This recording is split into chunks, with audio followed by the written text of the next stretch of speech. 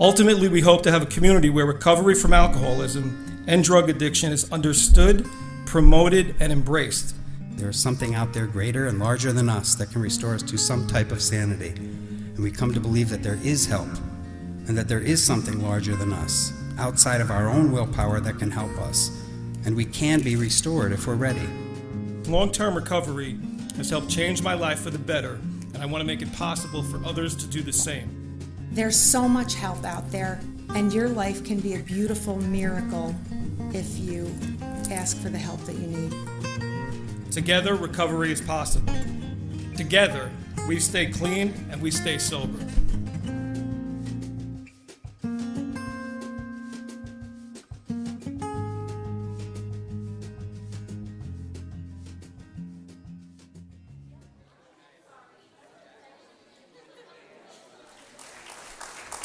This event tonight is being sponsored by the Wayne County Drug and Alcohol Commission and the recovery awareness group CARES. CARES is a nonprofit, community-based, proactive drug and alcohol awareness program. This group consists of people in recovery from alcohol and drugs, family members and friends of those in recovery, as well as community-minded individuals such as teachers, clergy, business owners, and other professionals, or anyone who believes that there is a solution to the drug and alcohol problems in our community and that there is hope for recovery. Just want to say that it feels good to be under spotlights today and it's not the cops. You know, recovery works.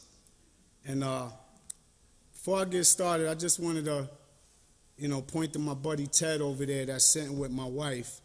About a week ago, he sent me a text about 4:30 in the morning because I had called him and I shared some concerns. I was feeling a little nervous about sharing in front of my employers because I only have one message, and that message is the truth. And my buddy Ted sent me a text, and he asked me to share in a general way, and it didn't sit right with me.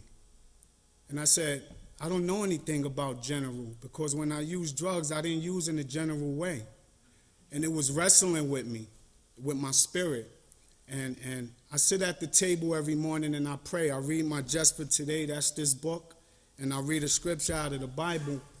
So I started to pray, and the God of my understanding led me to this reading. And I wanted to share it before I share my experience, strength, and hope with you.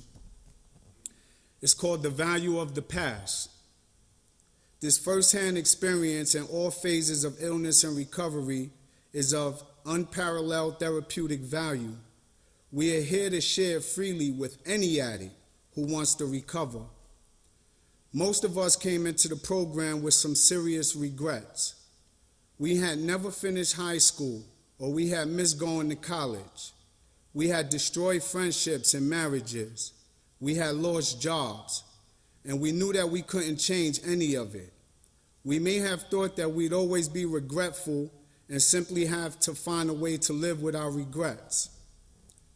On the contrary, we find that our past represents an untapped gold mine the first time we are called on to share it with a struggling newcomer. As we listen to someone share their fifth step with us, we can give a special form of comfort that no one else can provide, our own experience. We've done the same things. We had the same feelings of shame and remorse. We've suffered in the ways only an addict can suffer. We can relate, and so can they. Our past is valuable, in fact, priceless, because we can use all of it to help the addict who still suffers. Our higher power can work through us when we share our past. That possibility is why we are here. And this fulfillment is the most important goal we have to accomplish.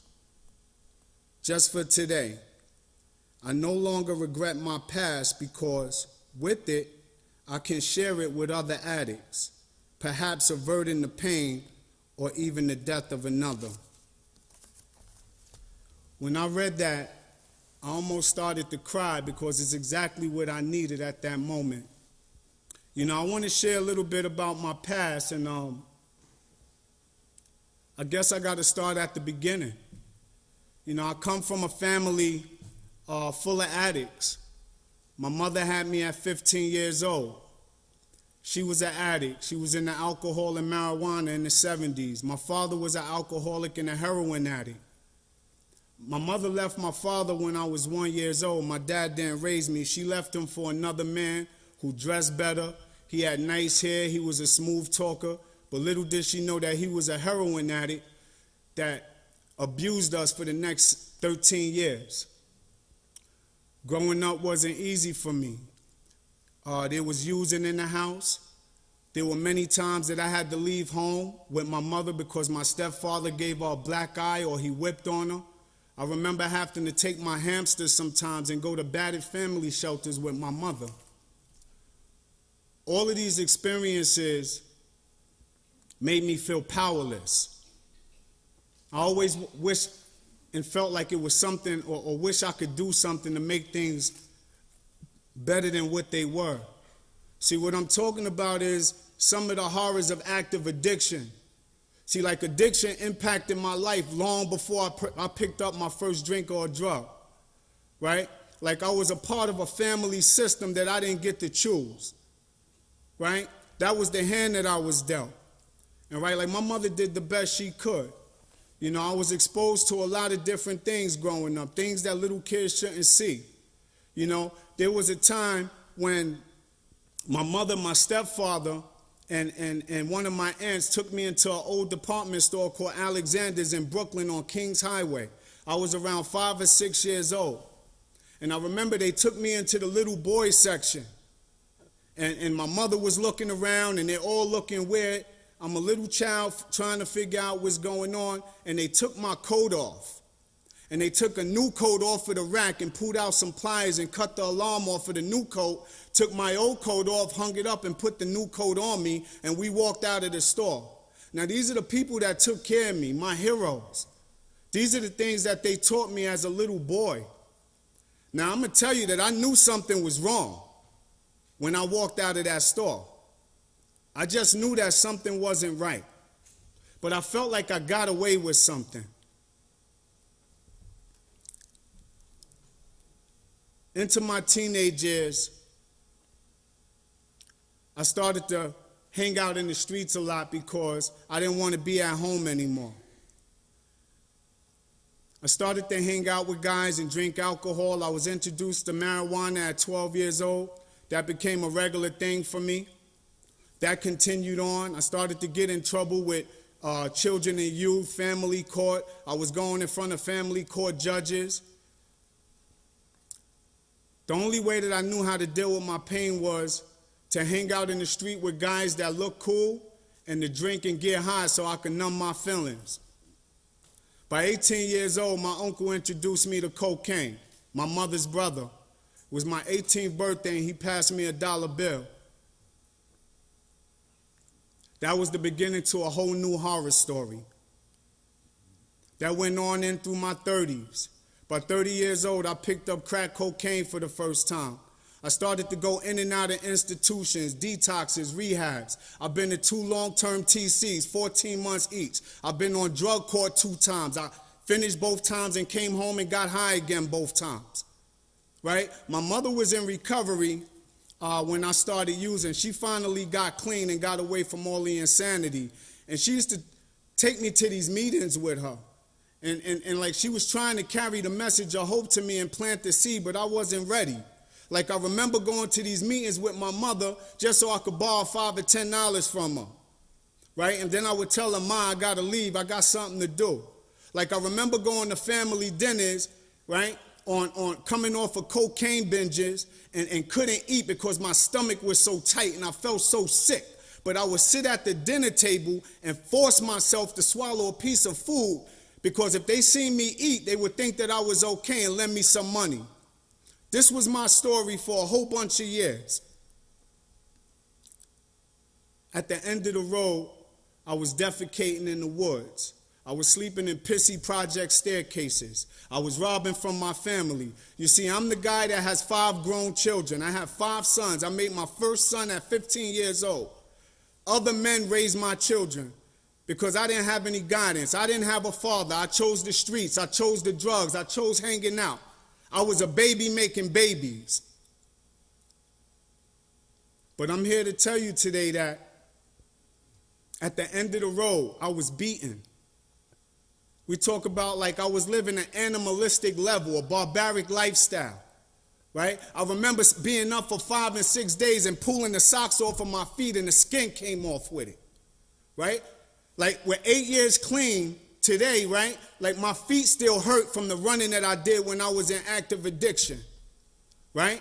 Like it got to the point, right? Like on July 1st, 2009, that's my clean date, when the detectives jumped out on me and arrested me and threw me into the van, I felt rescued, right? I remember them taking me to Rikers Island in Queens, New York, and I was asleep for about 3 days, and when I woke up, it was the 4th of July, and it was around 7 p.m., and I remember walking over to the jail window and looking out over the Queens Bay, and I seen the fireworks going off. And at that very moment, I had a spiritual awakening. I said, I can't do this no more. I don't want to do this no more. That's when my surrender began, right? You see, at some point, the pain got great enough. My first step tells me that I have to go through this period of pain, isolation, and despair before I become ready to surrender, because I'm beaten. I was beaten, locked up, and prayed over. Nothing worked until I was ready to surrender. That's my experience. Everybody wanted it for me, but I needed to want it for Kenny, right? So these 12-step programs came into the jail. And I'm going to tell you, it was plenty of drugs in jail, but I made a decision in there to say that I didn't want to use no more. And I'm proud of that. When these fellowships came in, I didn't care about the card games. I didn't care about what was going on in there. I suited up and I went to these meetings. I sat up front and I shared honestly. Now, I don't know about nobody else, but it wasn't easy to share and get intimate in front of a whole bunch of tough convicts. But I said, if I could do it here, I could do it anywhere. They gave me some suggestions. They said, Kenny, when you leave this facility, make a meeting. Get your hand up. Tell them that you just got home from an institution, that you're new and you need help. I took the suggestion. Like my clean date is July 1st, 2009, and I haven't found a reason to use a day at a time for the last 8 years, right? See, because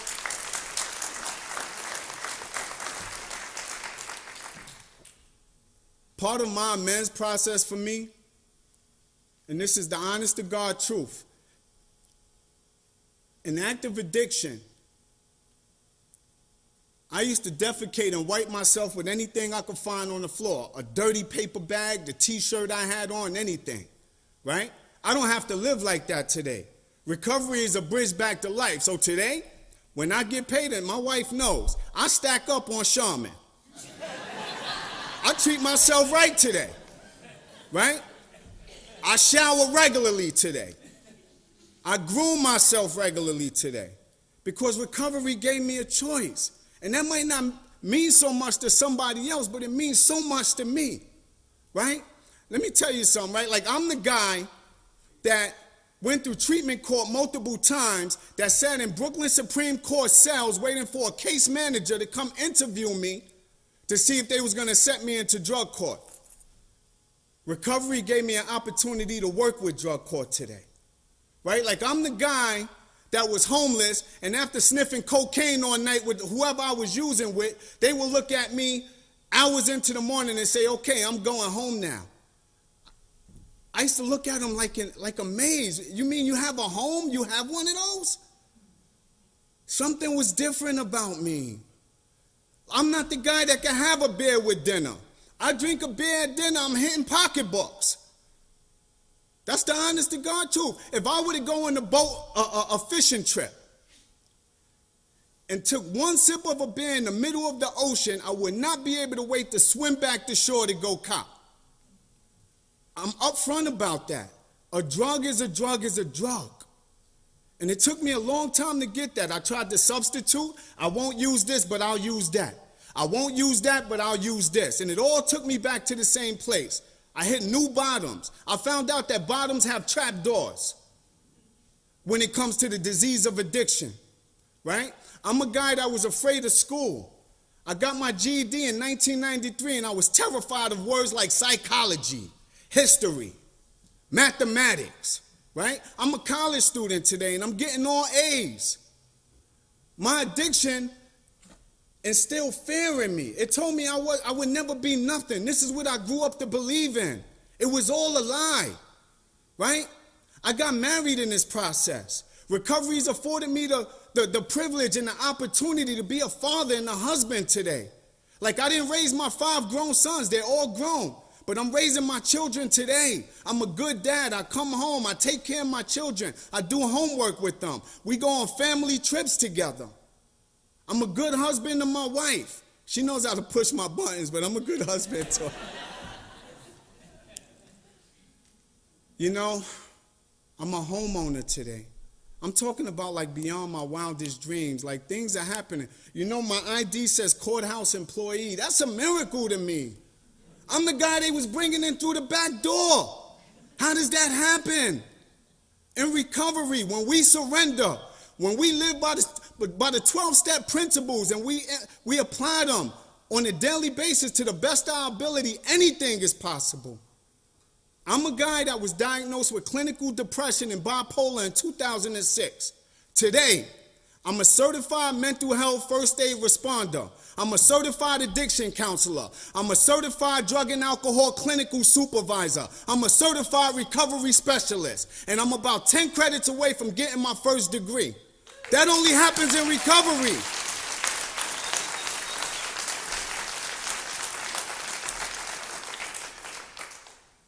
I practice principles before personalities. I do the right thing when nobody's looking. There's not a day that I came to work that I haven't filled that meat up with 8 quarters when I come to work every day, because it's the right thing to do. I believe in doing the right thing for the right reasons. They told me in recovery that there's some things that I could change today because I have a choice. With 2 years clean, I was standing outside of my home group in Bohemia, Long Island, and I was smoking a Newport 100. A more experienced member walked out. He said, "Kenny, let me ask you something. You got a first step in your life?" I said, "Yeah, I worked the first step." He said, "Well, doesn't the first step in the disease of addiction talk about physical, mental, and spiritual disease?" I said, "Yeah." He said, "Well, why are you smoking?" I said, "What do you mean?" He said, "Well, are you applying the first step in that area of your life? Because on the pack it says that it's killing you. So you're making a conscious decision to buy that, and you're saying you got a first step in your life." I was blown away. But I'm going to tell you something. I want to share this before I end. My mother got to see me get clean. She seen me celebrate my first year clean. When I was in jail in 2009, by the way, I went to jail for robbing a cab driver for $30 to buy some crack cocaine. And while I was in jail, they called me down. They told me that my mother was on the phone. And they called me down to the jail chaplain office. And when I got down there, the nun asked me to have a seat. And my mother was on speakerphone. And she told me she was diagnosed with stage 4 lung cancer. And all kind of fear went through my heart, through my mind. And I remember I just bust out crying. And I went back to my cell that day and I started praying and crying. I got on my knees in my cell and I said, "God, please, just give me another chance. Please don't let my mother die and I go away to prison. Give me one more chance and I'll do anything to change. I won't use anymore." And by the grace of God, the charge got reduced. And I did 5.5 months in that correctional facility, and I came home on 5 years felony probation. And I started to make meetings. I got a sponsor. I got a home group. I got a coffee commitment. I got a dog greeter commitment. And I delved myself right into the middle of the program. And my mother ended up in a hospice on Delancey Street in Manhattan. And I was living in a recovery house in Long Island at the time. I was on SSI disability for my mental illness. And I remember, because I wasn't using, I had round-trip fare to get on the Long Island Railroad and to go into Delancey Street to visit my mother in the hospice. And she used to ask me to go to Canal Street to buy her grapes and cherries, and I was able to do that for her. And when my first year anniversary was coming up, she was really sick. And she told me she couldn't make it. But she called her sponsor. This is how people in the program stick together. She called her sponsor and told her sponsor, I'm not going to be here too much longer, and I got to see my baby celebrate before I die. And her sponsor and 2 other recovering addicts went and broke her out of the hospice. And they drove my mother to my anniversary, and my dad gave me my coin on my first year. And when I looked over at my mother, she weighed 70 pounds. She looked like walking death. The cancer ate her alive. But she had this radiant glow over her that was priceless. And like, I remember that, man. Those are the real gifts in recovery that we get in this process, you know, and I'm truly grateful. My life is beyond my wildest dreams. You know, like, sometimes when I take the garbage out to the end of the driveway, like, I look back at my house and I just cry in gratitude because I can't believe that my life is the way it is today. There's times that I go on my back deck and I pray because my house is in a secluded area, and I like to go back there and pray and meditate. And one day I was praying, and I walked over to the kitchen window from the outside, and I looked in, and I seen my wife and children on the couch, just home, just comfortable. They didn't even know I was looking in through the window. And I started to cry out of gratitude because today, instead of destroying the home, I'm providing a good environment for my family. And that's what I live for today. You know, recovery changed my life. And if an old bum like me could do it a day at a time, anybody can. Thanks for letting me share.